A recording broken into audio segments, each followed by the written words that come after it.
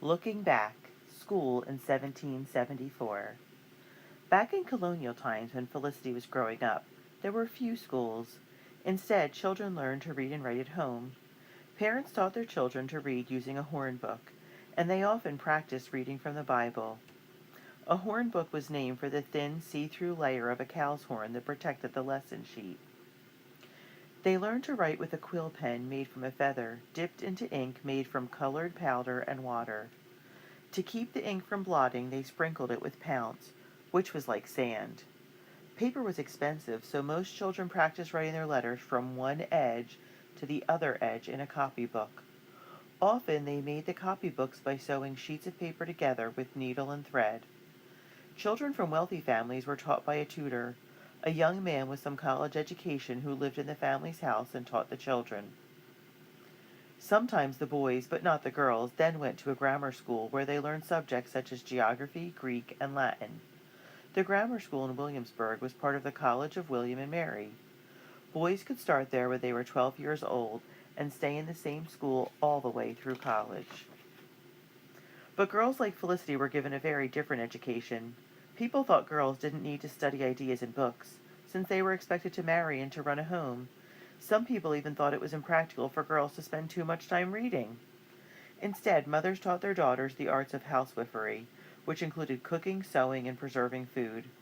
Girls had to learn how to manage a household, to direct the work of slaves and servants, and to serve an elegant meal to many people, with entertainment afterward. Often girls were sent to teachers like Miss Manderley to learn to dance, play musical instruments, and practice fancy stitchery. They were also taught the proper way to serve tea. At tea lessons, they practiced their manners and learned to carry on polite conversation.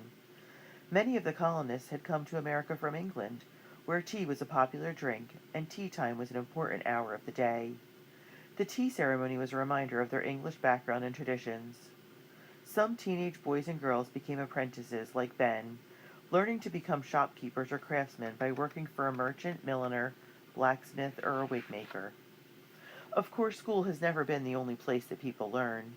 The busy, bustling village of Williamsburg had a newspaper that reported the important events of the times. People in shops, taverns, and private homes talked about the unfair ways the King of England treated the colonists. The colonists were learning to make difficult choices. Many felt that they had worked hard to build lives in America and did not want to be ruled by a king who was far away in England.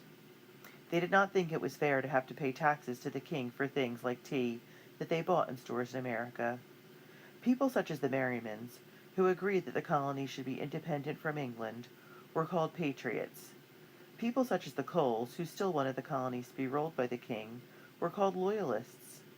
One famous patriot was Thomas Jefferson, who wrote the Declaration of Independence explaining why the colonists wanted to be free from the king's rule.